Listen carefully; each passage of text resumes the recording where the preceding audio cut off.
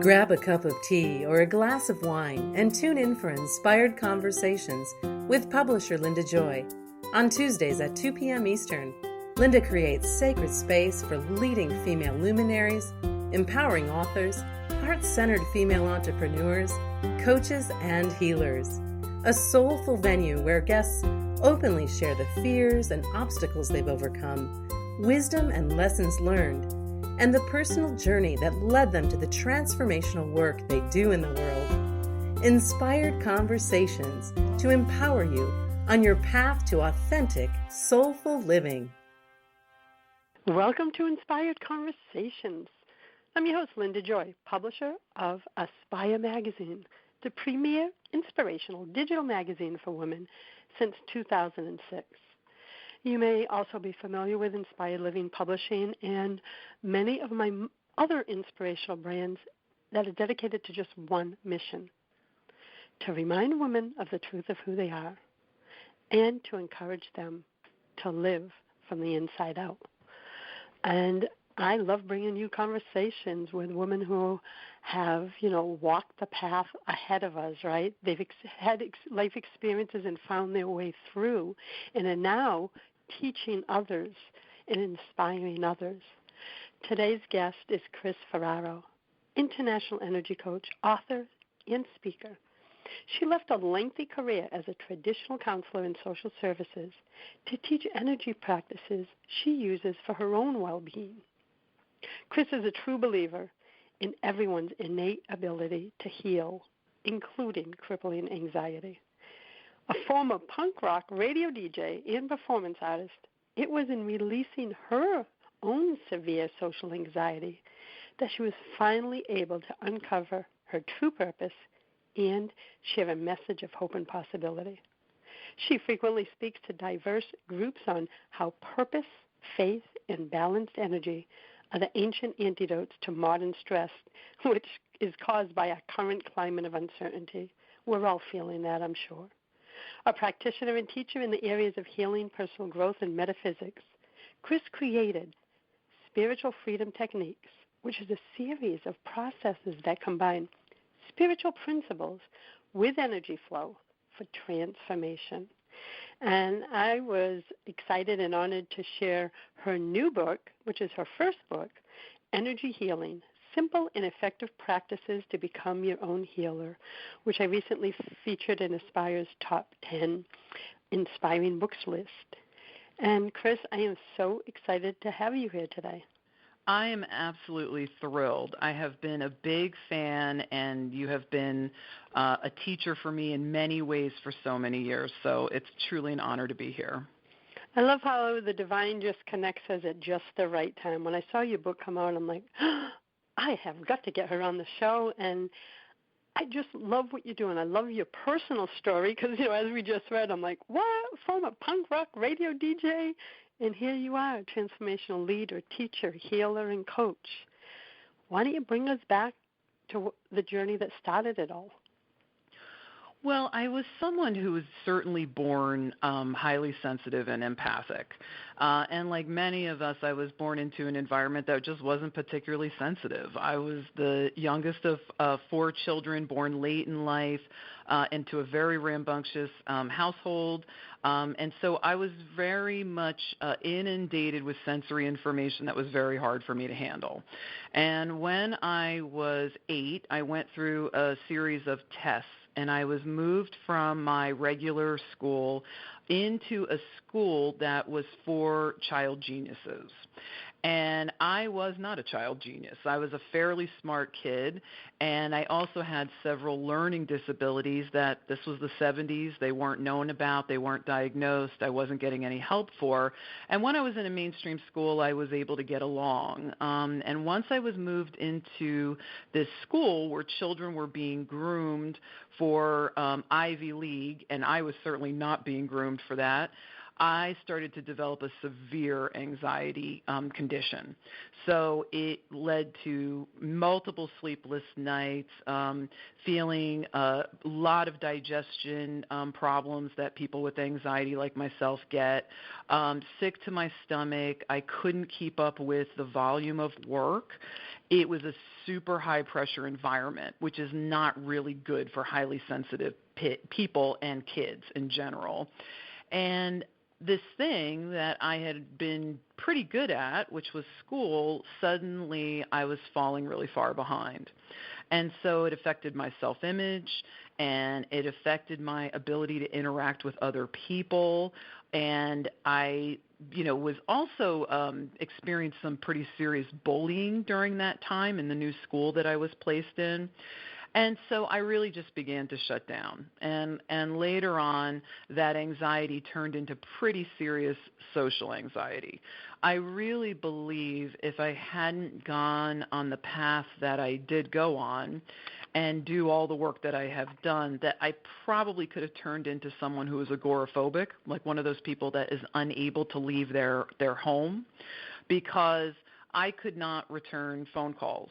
I couldn't ask or make simple requests of anyone. I share that when I was going through traditional therapy, I would go to this restaurant, prior to my session with my counselor, and I would order a salad, and the salad came with raw mushrooms on it, which I just was not a fan of.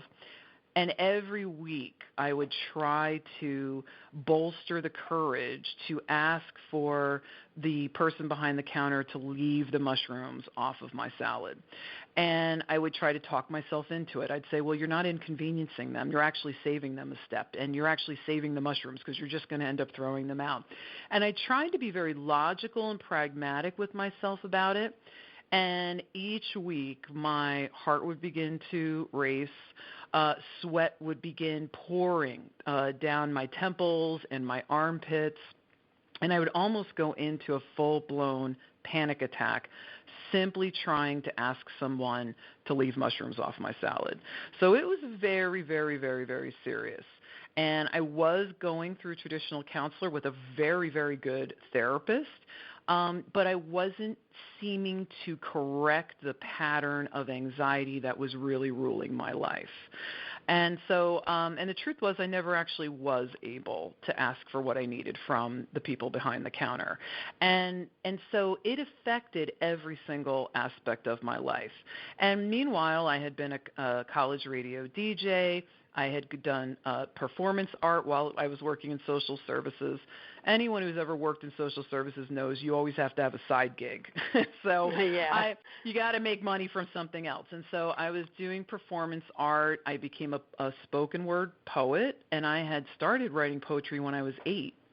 And it was this very fulfilling creative outlet for me, but I would be sick for a week before a slam, which is a spoken word poetry competition.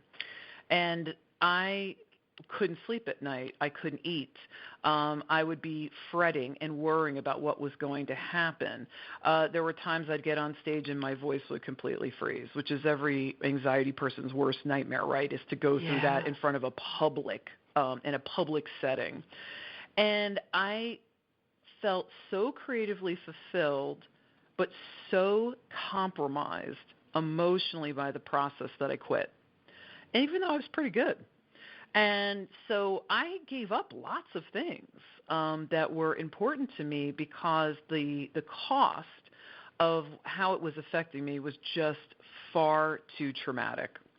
And I just couldn't figure out my way out of it. I'd been on a spiritual journey really since I was a very young child. I was one of these weird little kids that talked to the saints. And when I was 16, I really started a real pursuit in self-help. I was probably the only teenager hanging out in the self-help sections of bookstores. And I was always looking for the answer, so I was trying everything that I could to try to fix myself and try to heal myself. And it took me a long time till I found some practices that really made the difference in this area of my life.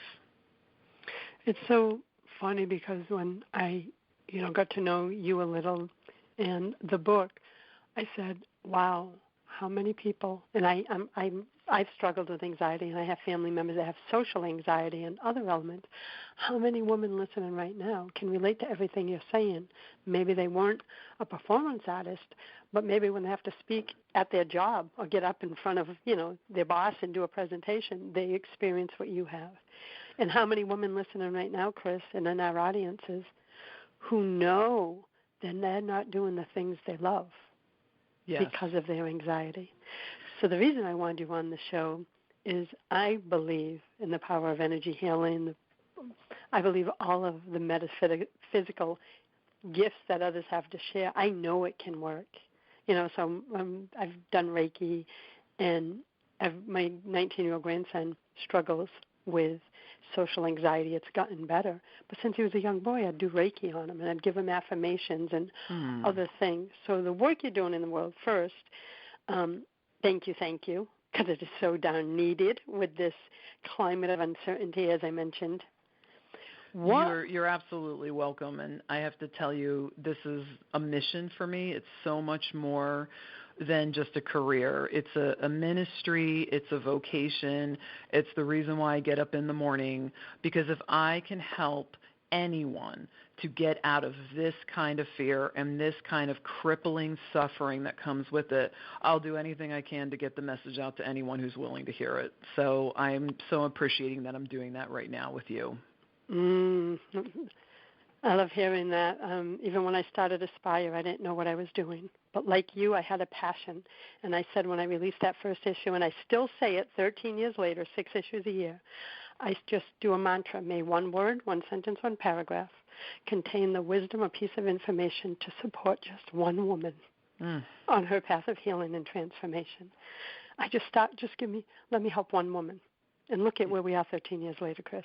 Incredible. So I see this for you. I see this for your message because I can feel your passion and because you've lived through it. You can relate. So when we come back from our first break, we're going to dive in to this even more. So I am with Kris Ferraro of chrisferraro.com. We'll be back in a moment. A conscious lifestyle for a mindful life. OMTimes Radio. IOM FM. We can all use a little more peace and joy in our lives. Don't you agree?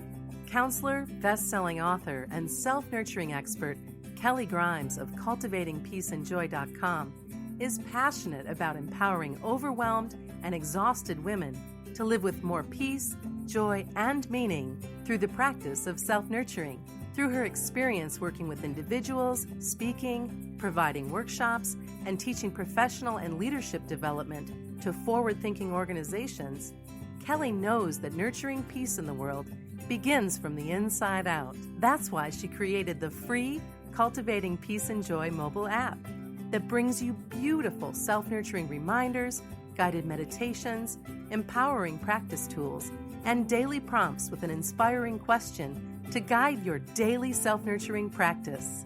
Download your free Cultivating Peace and Joy mobile app today at cultivatingpeaceandjoy.com.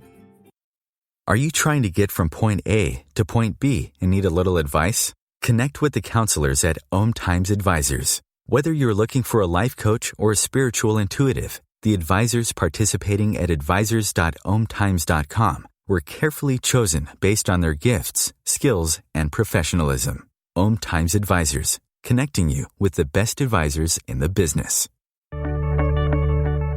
Do you have time to read that inspiring book or that blog post you've been meaning to get to?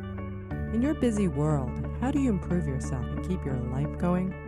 I'm Lisa Kay, and my Between Heaven and Earth radio show can transform your life just by listening. Be uplifted with inspiring topics, positive stories, and ideas that really work. Between Heaven and Earth Radio is conscious living for your soul, every Wednesday at 4 p.m. Eastern Time. Hey, America, we need to have a little talk. We've got more food than we know what to do with in this country, yet 17 million kids in America are struggling with hunger. Makes no sense. Luckily, the Feeding America nationwide network of food banks has volunteers gathering excess food and getting it to hungry kids. They're kind of like food angels. Hey, become a food angel yourself by supporting Feeding America in your local food bank at feedingamerica.org. We can't do it without your help. Brought to you by Feeding America and the Ad Council. This is OTR-FM, part of the IOM Radio Network. Welcome back. You're listening to Inspired Conversations. I'm your host, Linda Joy, and with me today is best-selling author and energy coach, Kris Ferraro. So, Kris, when you were on that journey and you started dabbling with energy and metaphysics and all of that, when did you feel the shift within you that you said, this works? Was it a moment or was it an unfolding? It certainly was an unfolding. I was working part-time for a hypnotherapist who had been a real gift to me in many ways. She had introduced me to affirmations. She had taught me about the power of the subconscious mind. And then she learned about EFT, otherwise known as tapping, and she didn't even tell me what it was, but she said, I want to try this thing with you. I was complaining about my romantic life. I think she was probably just tired of hearing me complain about it. And she said, let's try this thing. And so we started tapping, and I'm describing my romantic woes, and I'm saying, wait a second, you're the person that, taught me about affirmations. And she said, listen, I don't know how this works, but it works. And so I went from anger to sadness to grief, and at the end of the tapping, I was laughing about it and felt more hopeful. But it was only maybe a year or so later where I realized that pattern in my romantic life had completely changed. How I felt had changed, who I was attracting into my life had changed. And so then when I discovered that it was EFT, I began studying it. And there may be some people listening who may relate to this. I spent a lot of time studying and less time practicing in the beginning. So I went to a lot of workshops. I was a big-time workshop junkie. I read all the newsletters. I read all the books that I could find on it, and I was trying to immerse myself in it. I wish I had spent a quarter of the time doing that and the other 75% of the time actually tapping for myself. But once I started tapping for myself, I found that I was not reacting to common things in a way that I used to. I had a severe phobia of caterpillars, believe it or not, and it was a severe phobia. I couldn't look at a illustration of a caterpillar, let alone one in real life. And one day I was out going for a hike, and I saw a caterpillar, and I felt fine. So I realized that something had changed, but it certainly was in increments, and I think that a lot of energy work has a cumulative effect. The more you do it on a regular basis, the better you feel and the greater the effects. So there were certainly aha moments. I worked on releasing my traumatic bullying experiences as a child, and I worked on many traumatic experiences that I'd been through in my life, and those I could see immediately that I had neutralized the pain and the traumatic energy around those experiences, but it was in the living it as a lifestyle where I could see the real effects. And I love that you brought up, immersing yourself in the workshops and all that. We're all guilty of that, right? But never because we're seekers, ourselves. Right? Yeah, we're curious. We're hungry for this stuff, And I learned so much. I'm so grateful for everything that I learned. For me, I had to go from being a studier to a doer. Exactly. I think for healing to happen, we have to do that. Absolutely. Otherwise, it just stays in the mental process, and it's so important to move it into our whole energy field, which includes our body. So is that when you became an energy coach? I left social services after 15 years because I was unable to bring these practices to my clients in that setting. It just wasn't accepted, and it became a real feeling of being out of integrity with what I truly knew to be true, because I didn't want to just help myself. I wanted to help the people that I was serving, and I was working with at-risk children and families. And so when this stuff was really starting to work for me, I wanted to bring it to them in really sort of soft ways, setting up stress relief workshops that anybody could come to, so it wasn't something they were mandated to go to.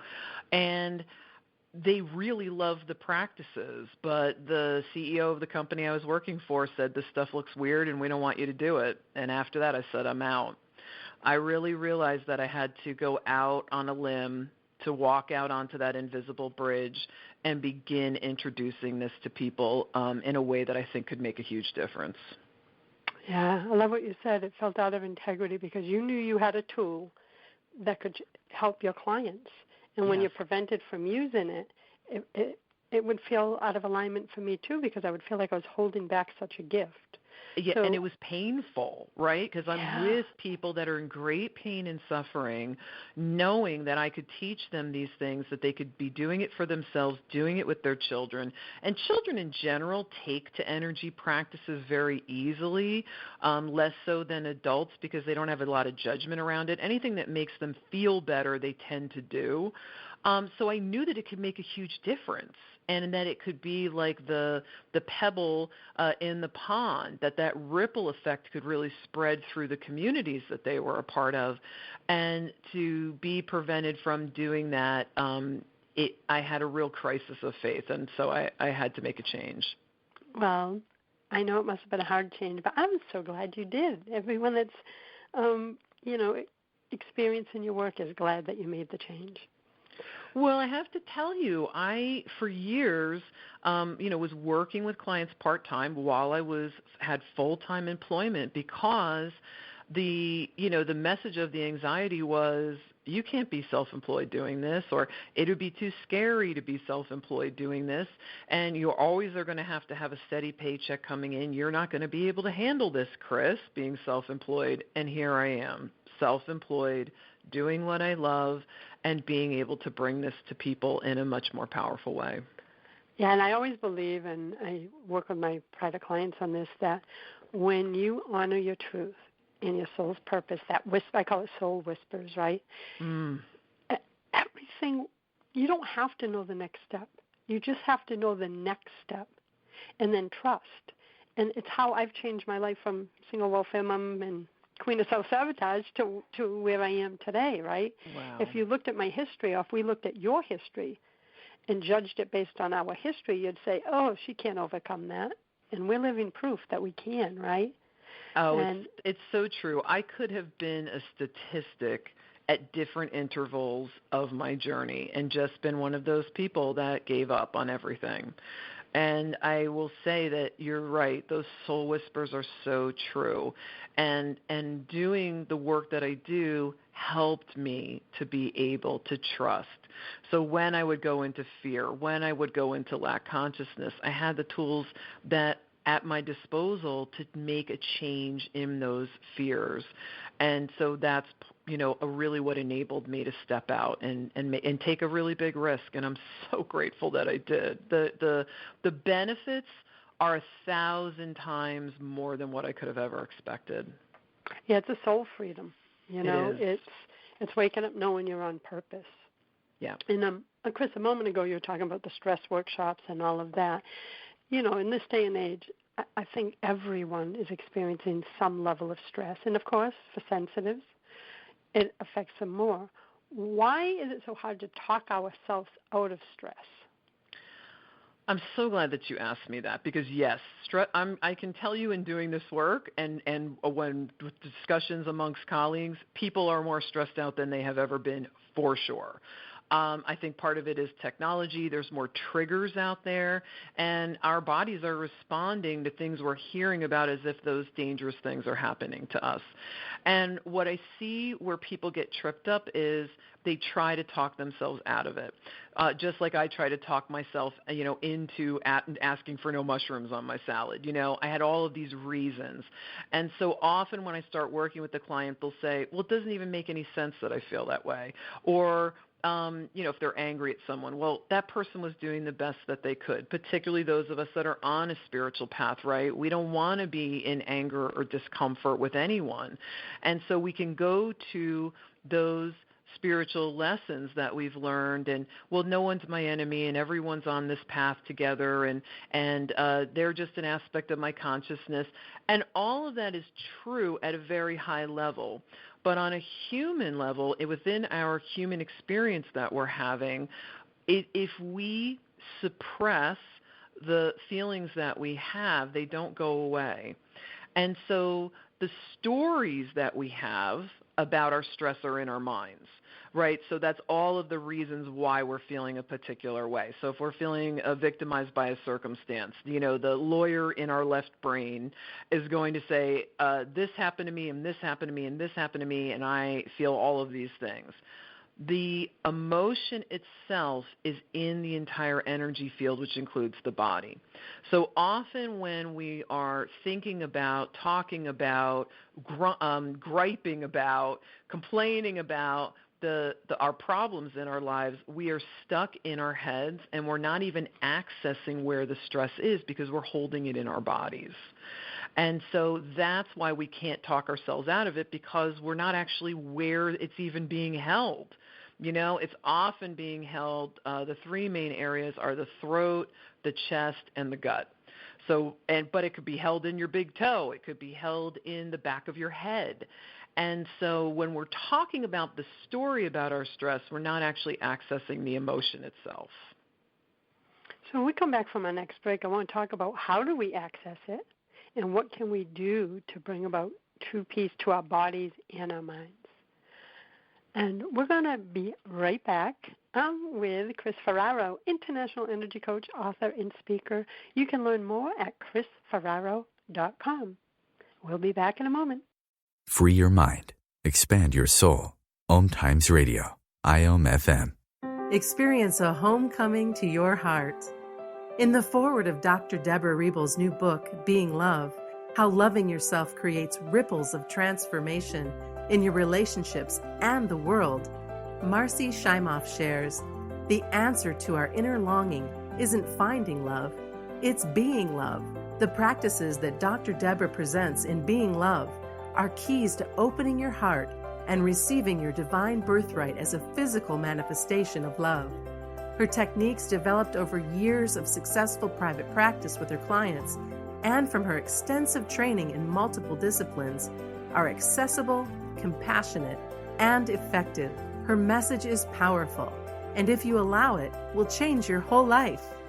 Order your copy of Being Love today at beinglovebook.com and receive over 45 transformational gifts. Being Love is brought to you by Inspired Living Publishing. OMTimes Magazine is one of the leading online content providers of positivity, wellness, and personal empowerment. A philanthropic organization, their net proceeds are funneled to support worldwide charity initiatives via Humanity Healing International. Through their commitment to creating community and providing conscious content, they aspire to uplift humanity on a global scale. OMTimes, co-creating a more conscious lifestyle. Hi everyone, this is Shay Parker, the host of Best of the Best, which airs live right here on IOM Radio every Tuesday night at 8 p.m. Eastern and 5 p.m. Pacific. I'm super excited to bring you expert guest hosts, spiritual discussions, free psychic readings, and so much more. I can promise that you will not want to miss this one-of-a-kind, fun, yet touching, down-to-earth show. Join us every Tuesday night at 8 p.m. Eastern, 9 p.m. Pacific on OTR-FM. This is Shay Parker, and I can't wait to see you there. The number one reason girls drop out of school in sub-Saharan Africa is lack of access to feminine hygiene products. The Pads for Schoolgirls Project, an outreach of Humanity Healing International, is changing this paradigm by setting up sewing programs at schools, teaching girls a vocational skill, while producing the reusable pads that help keep them attending classes. The girls pay it forward by making and giving pad kits to other girls in need. To learn more, visit humanityhealing.org. Humanity Healing is where your heart is. A conscious lifestyle for a mindful life. OMTimes Radio. IOM FM. Hi, you're listening to Inspired Conversations. I'm your host, Linda Joy, and with me today is Kris Ferraro, author of Energy Healing, Simple and Effective Practices to Become Your Own Healer. So, Kris, I could really relate that it's not really possible to talk ourselves out of stress. And for years, mine was my belly, right? So I could relate to that too, and that's shifted over time. But what can we do to bring about true peace to our bodies and minds? What processes, what's your guidance on this? The number one thing that I teach my private clients is to start experiencing the emotion in their body temple. So what I encourage them to do, and it's easiest when we're really stressed out or really upset about something. So when the intensity of the emotion is high is when it's easiest to feel it. And I encourage them to close their eyes and to go into the story, which they're already doing anyway. So to go into that monologue they've been saying about why they think they're feeling the way they're feeling, what has been done to them, what has happened to their 401k, whatever it is. And when they go into the story and they're activating the emotion, I ask them to drop out of their heads and down into their bodies to feel where they're holding that energy. And so if they say to me something like, well, I feel in my body anxious, and I say, well, what does anxiety feel like? And then they'll say, oh, well, it feels like my stomach is clenching up, or it feels like my heart is racing, or it feels like somebody's punched me in the chest. So we want to move from the dialogue and the definition of our emotional experience to the sensations that the body is experiencing. And so I help them do that by asking them a series of questions. Where is it? What does it feel like? How big is it? What does it look like? And people will respond in different kinds of ways. People that are very visual may actually see an image there. So they may actually see a hammer, in their gut. Someone who's more kinesthetic will talk about what the sensations are. Someone may actually even hear something. They may hear a message or they may hear something come through.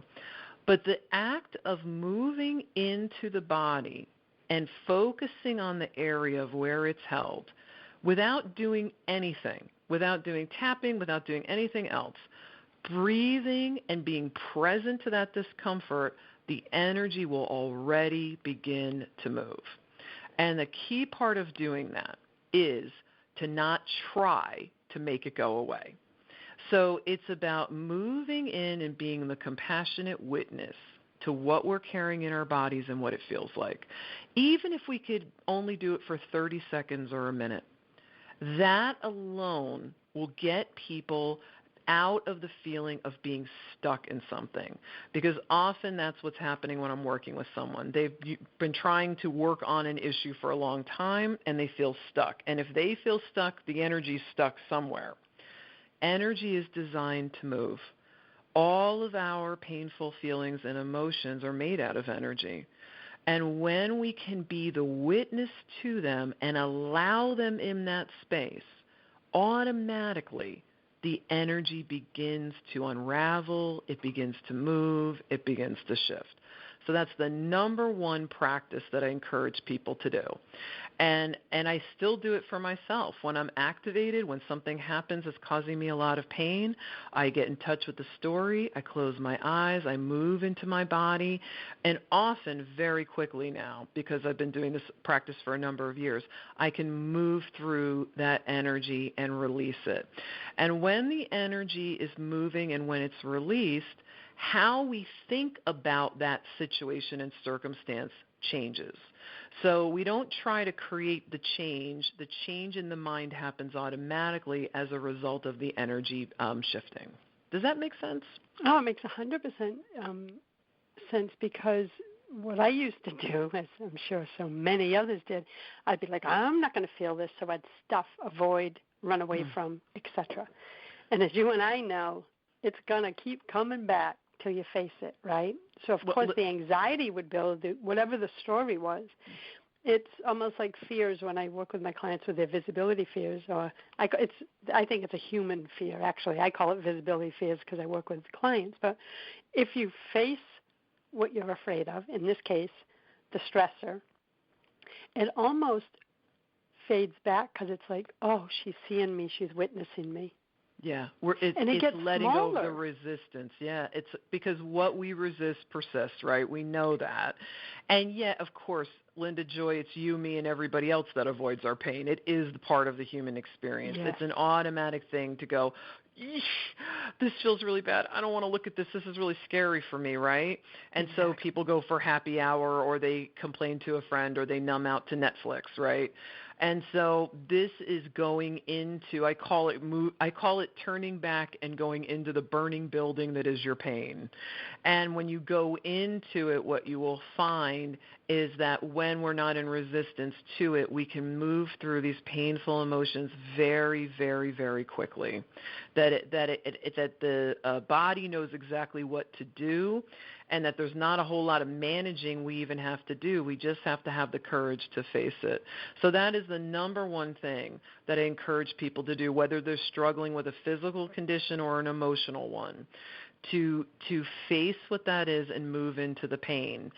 For people that have long-term injuries or long-term health problems that haven't shifted, where's the energy of that feeling? It may not be in that body part. So if they have a hurt knee, for example, the energy in that hurt knee, they may be carrying in their torso. They may be carrying it in their shoulder, because it's the emotional energy, usually of frustration, hopelessness. I've tried everything.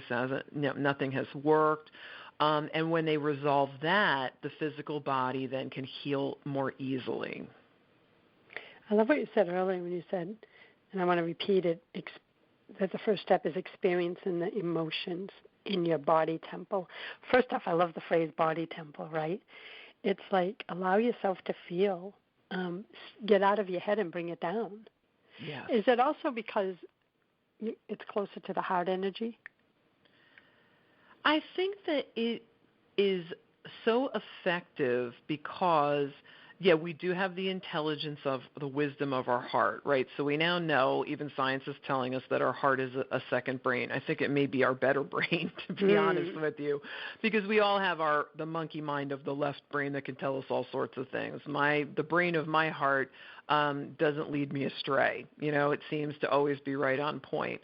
So I think that when we move into the body, the heart is a big part of it, with all of its wisdom and its ability to know for us more greatly sometimes than our mind does. So the biggest thing is, and I'll just share from my truth, I read a book or I go to a workshop. I'm like, oh my God, this is life-changing. And I start it, and then you know what happens, right? I stop integrating it into my day. So how can we get in a consistent pattern of integrating these practices, just like the one beautiful one you just shared, into our day? Do you have any secrets for being consistent? I do.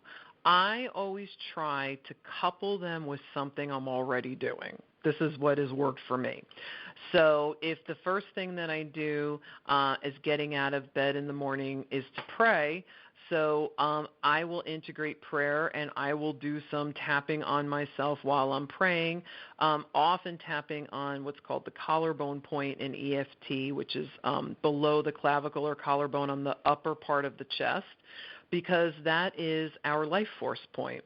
So that's a nice thing to get my furnace going first thing in the morning. So I will rub or massage or tap on that point while I'm praying, because praying is something that's already a habit as part of my everyday life.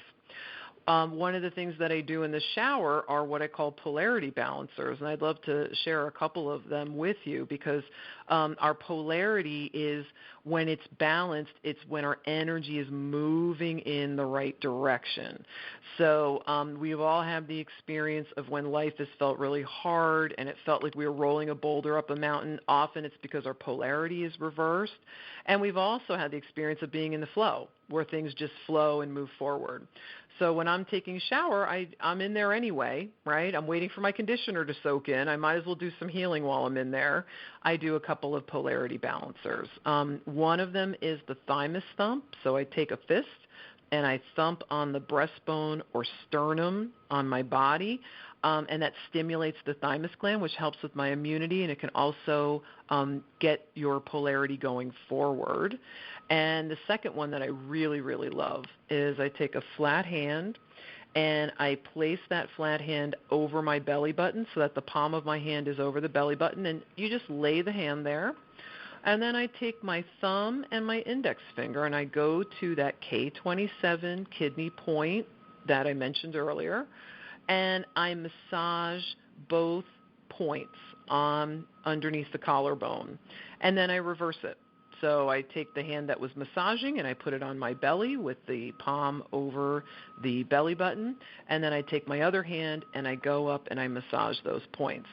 And so I know now that I am starting my day with my energy moving forward. So talk about getting a good start to the day. That can really be helpful. So there's many of these practices that you can do, and if you can find ways to incorporate them in to your everyday life with things that you're already doing, you'll be more likely to do them. It's easier to establish a habit, and then they just come naturally. So if every time you're driving in your car and you stop at a red light, you tap on the side of the hand point, which is on the fleshy side of the hand under the pinky. I tap it against my steering wheel, is a habit that I've established. So automatically I'm bringing energy to that acupressure point, which is for small intestine. So I'm at the red light anyway. I'm sitting there anyway. I just tap it on there.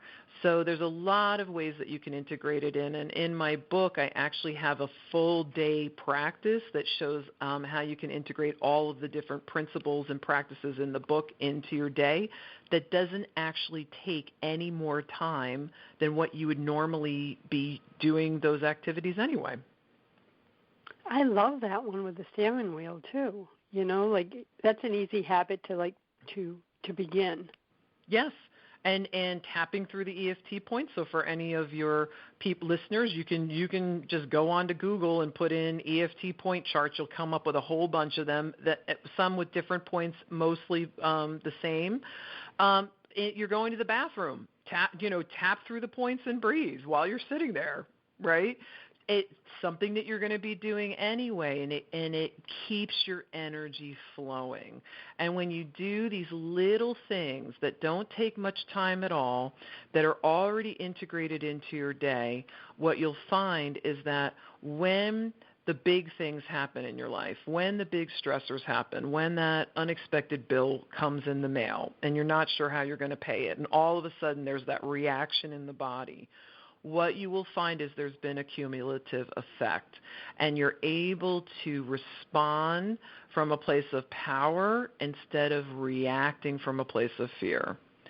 So integrating these in can be very, very simple and make a huge difference. I love it, and those are so helpful, so thank you. And we're going to jump over to our last break, and when we come back, I want to talk a little bit more about EFT for those who may not be familiar with it, just to give a little bit of an overview. And then as we come to a close at the end of the call, I would love to know any piece of wisdom, more than you've already shared, that you want our listeners to know. And we'll be back in a moment. I'm with Kris Ferraro. Her new book, Energy Healing, Simple and Effective Practices to Become Your Own Healer, should be on your bookshelf. Order it now at chrisferraro.com. We'll be right back. A conscious lifestyle for a mindful life. OMTimes Radio. IOM FM. Ladies, it's time to remove the veils of pain, shame, and self-doubt that are smothering your inner light and leave you feeling disconnected from the truth of who you are.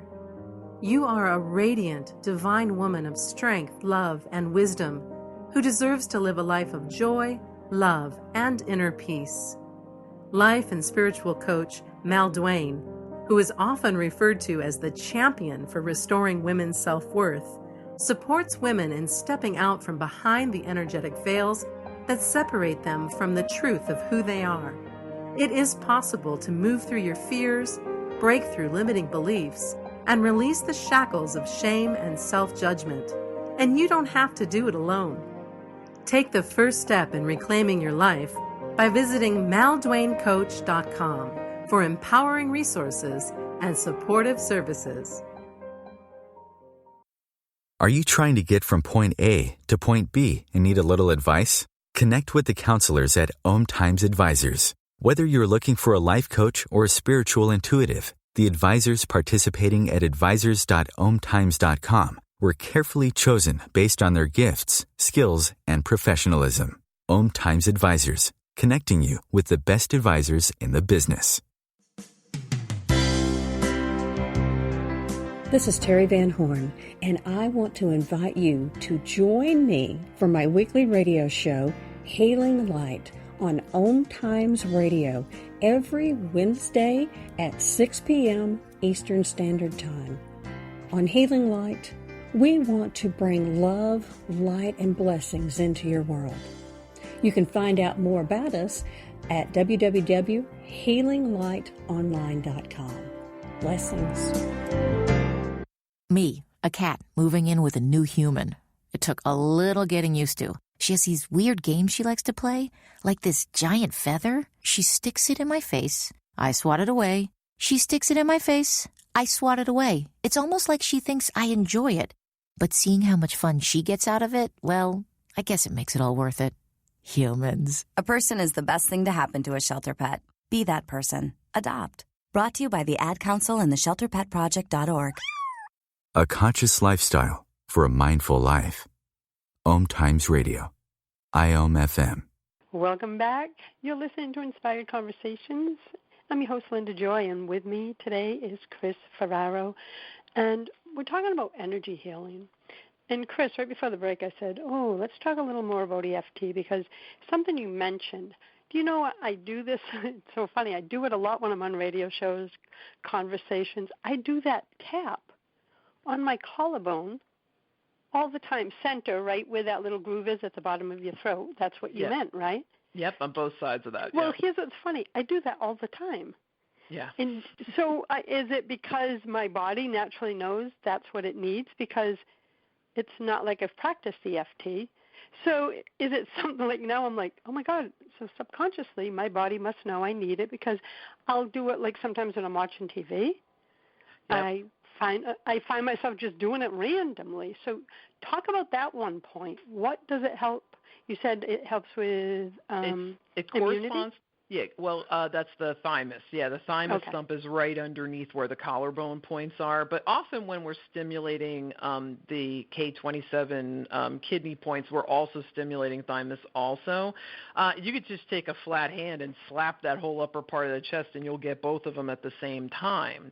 So kidneys in traditional Chinese medicine are associated with fear. And for many people that are EFT practitioners or tappers in general, will end up having a favorite point. Often the kidney point, the collarbone point is their favorite. And I think that's because if we look at life as everything is love or fear, that fear alone comprises often how we're feeling. And so, yes, your body does know often what these things are. And when I introduce these practices to people, they'll say, well, I do that all the time. Or before I do public speaking, I will thump on my chest. Or before, when I'm feeling really stressed out, I bring my hand up to my forehead, right? So, in Eden Energy Medicine, we call the neurovasculars that are in the forehead, we call them the oh my God points because we're more like, oh my God, the hand goes up to the forehead. Automatically goes up to start bringing a calming response to shock. So yes, our bodies are incredibly smart, and so if you find yourself doing some of these things, just appreciate your body for having that wisdom. Yeah, thank you for sharing that because I was like, I'm doing that. So in your book with the practices that you share, there are enough that you share in the book that I noticed that someone will find something that they can relate to and connect with, even if they're just stepping on this path, right? On the spiritual path. Yeah, this book is designed for absolute beginners, and yet I've gotten beautiful feedback from people who are even professional EFT practitioners or energy workers too. So there's something in there for everyone. When I was writing this book, I wrote it to my teen self. to my teen self who lived a life of great pain and suffering. And I thought, what could she have learned that would have turned her life around in the most magnificent of ways? So it is written from that perspective. So it's even appropriate for a teen audience, and my teen clients love the book. So it's written in a very conversational, gentle style and in a very practical way. So it's absolutely accessible for everyone.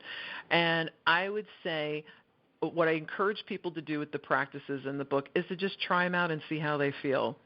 I only do things in my own life, whether that's my spiritual life, my energy life, my emotional life, that work, because I'm a pragmatist in many ways. So if I learn something and it doesn't really have an effect for me, I'm not going to do it anymore. So I encourage people to try these things out. Check in with themselves. Try a practice. See how they feel afterwards. Oh, well, I feel a little bit more peaceful, or I feel a little bit less nervous, or I feel a little bit calmer. So to see what works for them and to try those practices out. And I would encourage them, it's very fun to try doing these with a friend, because what we know, from spirituality, wherever two or more are gathered, energy work done with another person is exponentially even. You can feel the effects even more greatly than if you're doing it for yourself, particularly for newbies. So get an open-minded friend and start practicing some of the things in there. You'd be surprised what it can do. Well, thank you for that. And something you just mentioned segues to the question I had for you. You just mentioned that you work with teens, because I was going to say back in the days when you were doing social work and for the children, the ones that were really struggling, I was wondering if that carried over into the work you're doing now. So you are working just teens or children too? Oh, no. I do work with some children that are younger than teens. But with those sessions, I do have their parents, in the session with them. And I do work with teen clients. But right now, my youngest client is 12 and my oldest client is 82. So I have a big range in there. I work with every age group, but I love my teens because I so want to give them the things that I wish I had at that age. I had a feeling that your life would come full circle to say, I will give them exactly what they need because I wasn't allowed to before. Right. I'm so glad that you're sharing your gifts. I think the teens, we all need the gifts that you're sharing, but my heart goes out to the teens that are growing up in this world right now and their level of anxiety. I see it across the board, hear it from my clients and their children. I'm like, it's, especially like you said earlier, for the sensitives. They're our teens, because they are all ours. Exactly. Are living a life that we can't understand, and their pressures and stuff are enormous. So anything we can do to help them, I'm grateful to do it. Well, Kris, I want to thank you because you've shared so many tips. Before we come to a close, because I know so many struggle, especially with the social anxiety, the piece of wisdom that you have that you want to speak to that may give them a little boost of support? I want to say to everyone listening that you are not at the mercy of your pain, that you are absolutely not at the mercy of your emotional pain. You are not at the mercy of the traumatic experiences that you've been through. You are not at the mercy of a world that does not honor who you are and your sensitivity. And there are things that you can do to retrain your energy field, to retrain your nervous system so that you can feel in a place of calm and safety in a way that maybe you've never experienced. And so please know that there are people like me and many others out there that are doing everything we can to get this information into your hands so that you know that you really are your own best healer and that you can create new patterns of emotional and physical well-being probably more easily than you even realize. So there's a lot of hope out there and a lot of us that are doing what we can to get it out there to you. What a beautiful message. And, just having the listeners hear your personal story with such authenticity and vulnerability, they'll hear just through that story what's possible for them, right? Because sometimes we say, I can't get over this, I'm never going to change. But when they hear someone that had such severe anxiety, social anxiety as you did, and you've come out the other side, it gives us hope. It gives all of us hope, right? That's why I love these stories. there were so many times that I felt like I was completely lost. And if I wasn't lost, neither is anyone else out there. Oh, so true, so true. Well, everyone, I want to invite you. Go to KrisFerraro.com. Grab a copy of Energy Healing, Simple and Effective Practices to Become Your Own Healer. Also, spend some time on her blog. Learn more about her services, the work she's doing in the world, and maybe you'll see her and catch her at one of her events. Kris, thank you for joining me today. Thank you so much. It's truly been an honor. Well, everyone, I hope to see you here with me every Tuesday at 2 p.m. Eastern on the OMTimes Radio Network. You can also catch the show across multiple podcast platforms, including iTunes. Until next time, choose love, choose joy, choose happiness, my friends. Blessings. Thanks for listening to Inspired Conversations with publisher Linda Joy. Join our sacred space every Tuesday at 2 p.m. Eastern and meet leading female visionaries, empowering authors, heart-centered female entrepreneurs, coaches, and healers. Inspired Conversations with Linda Joy is a soulful venue where guests share the obstacles they've overcome, along with wisdom and lessons learned on their personal journey that led them to the transformational work they do in the world. Inspired Conversations to empower you on your path to authentic and soulful living.